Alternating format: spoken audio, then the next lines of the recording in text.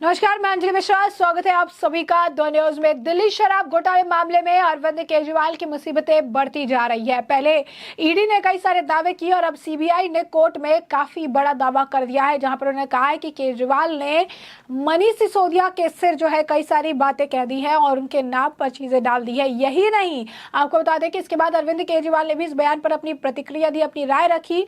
तो वहीं कोर्ट ने भी इस मामले पर अपने रिएक्शन जो है दिया। इससे पहले मैं आपको बता दें कि अरविंद केजरीवाल को लेकर जो ये मामला सामने आया, इसमें कोर्ट ने अपना फैसला सुरक्षित रख लिया है, क्योंकि सीबीआई ने उन्हें गिरफ्तार किया इस मामले में ऑफिशियल तौर पर और 5 दिन की रिमांड मांगी थी, लेकिन कोर्ट ने अब इस मामले पर अपना फैसला सुरक्षित रख लिया है। क्या कुछ दलीलें दी गई सीबीआई द्वारा, क्या कुछ आया रिएक्शन, विस्तार से समझिए।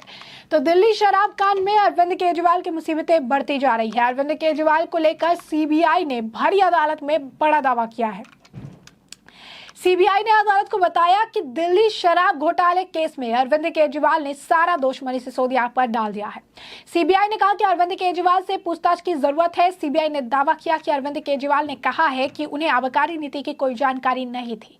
जांच एजेंसी ने राउज एवेन्यू कोर्ट में 5 दिनों की अरविंद केजरीवाल की कस्टडी की मांग की थी। दरअसल राउज एवेन्यू कोर्ट में सीबीआई ने अरविंद केजरीवाल को गिरफ्तार किया और गिरफ्तारी के बाद भी सुनवाई जारी रही।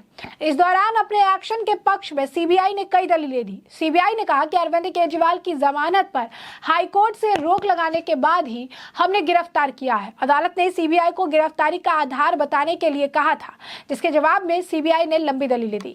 सीबीआई ने कहा कि हमें केजरीवाल से हिरासत में पूछताछ की जरूरत है। वो ये भी नहीं बता रही है कि विजय नायर उनके अधीन काम करता था या फिर नहीं, और ये काफी ज्यादा चिंताजनक है, क्योंकि किसी भी सवालों का वो सीधा जवाब नहीं दे रही है, जिसके बाद उनसे पूछताछ करनी जरूरी हो जाती है। ऐसे में सीबीआई ने कहा कि हमें केजरीवाल से हिरासत में पूछताछ की जरूरत है।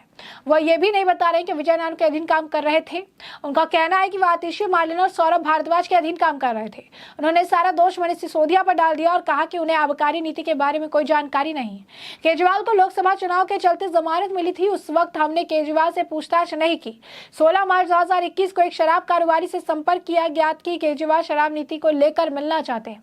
अरविंद केजरीवाल की रिमांड जरूर, सीबीआई के वकील ने आपको बता दें कि अरविंद केजरीवाल की रिमांड जरूरी है। सीबीआई के वकील ने कहा कि मैं इस अदालत में पूरी जिम्मेदारी के साथ कह रहा हूं कि केजरीवाल की गिरफ्तारी और रिमांड जरूरी है। सीबीआई ने दिल्ली शराब कांड की क्रोनोलॉजी समझाते हुए कहा कि 25 मई 2021 को पॉलिसी आई, 16 मार्च 2021 को शराब कारोबारी से मुलाकात की कोशिश की गई। मंचुगा रेड्डी का बयान मौजूदा है और उन्होंने कहा कि कविता और रेड्डी 20 मार्च 2021 को फिर मिले। 19 मार्च को कविता ने रेड्डी को मिलने के लिए कॉल किया। विजय नायर को कोऑर्डिनेट करने का जिम्मा सौंपा गया। 19 मार्च को वो हैदराबाद में था। लॉकडाउन की वजह से एक प्राइवेट फ्लाइट में अभिषेक और बुची बाबू दिल्ली पहुंचे। अभिषेक बोनापल्ली ने विजय नायर के माध्यम से मनीष सिसोदिया को रिपोर्ट भेजी और सिसोदिया के सचिव विजय जो है अरविंद ने रिपोर्ट टाइप की और उसे कैंप कार्यालय यानी सीएम में को भेज दिया। हमें 44 करोड़ की जानकारी जो है मिली है। सीबीआई ने कहा कि सारा पैसा नकद दिया गया। हम 44 करोड़ रुपए के बारे में पता लगा पाए हैं। ये भी पता लगा पाए हैं कि ये पैसा गोवा कैसे पहुंचा, इसका इस्तेमाल कैसे किया गया। चरणप्रीत सिंह ने चुनाव के लिए गोवा के प्रत्याशियों के लिए कहा और कहां तक कि सीएम के वहां रहने के लिए पैसे दिए। पॉलिसी के लिए सार्वजनिक सुझाव मांगा गया और उन सुझावों से छेड़छाड़ की गई। वो मनगढ़ंत थे। हमारे पास इसके लिए पर्याप्त सबूत है कि यह आप सदस्य थे जो टिप्पणी कर रहे थे। जब ऐसा हो रहा था तो कुछ अधिकारी ऐसे थे जो हस्ताक्षर करने को तैयार नहीं थे। जिस अधिकारी ने कहा था कि मैं हस्ताक्षर नहीं करूंगा, उसे बदल दिया गया। अरविंद केजरीवाल को गिरफ्तार करने की क्या वजह थी? सीबीआई ने कहा कि जब हमने जेल में अरविंद केजरीवाल से पूछताछ की तो वह सहयोग नहीं कर रहे थे, इसलिए हमें उनको गिरफ्तार करना पड़ा।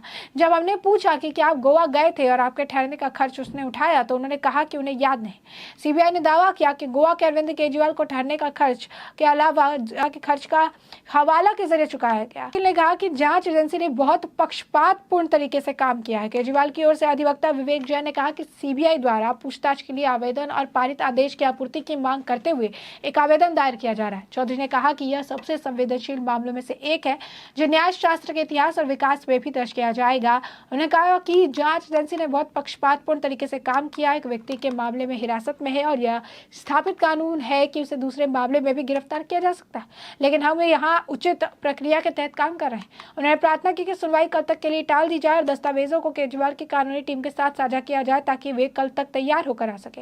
हर बार हमें टेस्ट पास किया है, इसी बात सीबीआई ने कही। सीबीआई ने वकील ने कहा कि यह बेवजह के आरोप है, हम ये काम जो है चुनाव से पहले या चुनाव के दौरान कर सकते थे, हमने ऐसा नहीं किया। ये पूछताछ कोर्ट की अनुमति के बाद की गई। उन्होंने कहा कि मैं अपना काम कर रहा हूँ, क्या यह दुर्भाग्यपूर्ण है? हर बार एजेंसी के बारे में यही कहा जाता है, हर बार हमने टेस्ट पास किया है। वकील विक्रम चौधरी ने आगे कहा कि मेरा एकमात्र निवेदन है कि मेरे मित्र को मुझे कुछ हद तक सहमत होना चाहिए ताकि हम सामग्री तक पहुंच सके। मैं आदेश के बारे में कुछ नहीं कह सकता, लेकिन मुझे आवेदन और आदेश तथा जो कुछ भी आज आगे बढ़ रहे हैं उस करने दे, ताकि मैं कल वापस आ सकूं। इसे जान के कल हम इसका जवाब देंगे।